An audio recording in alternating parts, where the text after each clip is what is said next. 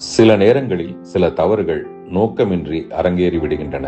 கலாட்டா விருது விழாவில் ராபிட் ஃபயர் போல கேட்கப்பட்ட 20 கேள்விகளுக்கும் சற்றும் யோசிக்காமல் டான் டான் என பதில் சொல்லிக் கொண்டிருக்கையில் த்ரிஷா அவர்களின் போட்டோ திரையில் வந்ததும் என்ன சொல்வது என யோசிக்கையில் குந்தவை குந்தவை என குரல் எழுப்பினர். உடனே வார்த்தை ஜாலமாக மட்டுமே குந்தவையை வீட்டிலேயே குந்த வைக்கவும் பிரச்சனை வராமல் இருக்க என கூற அரங்கமே கைதட்டியது. பெரும்பாலும் விஜய் ரசிகர்கள். இறங்கி வந்ததும் நண்பர் ரங்கராஜ் பாண்டே அவர்கள் குந்தவையை தவிர்த்திருக்கலாம் என்றார். உடனே கலாட்டா அருணா அவர்களிடம் அதை வெளியிட வேண்டாம் என கேட்டுக்கொண்டேன்.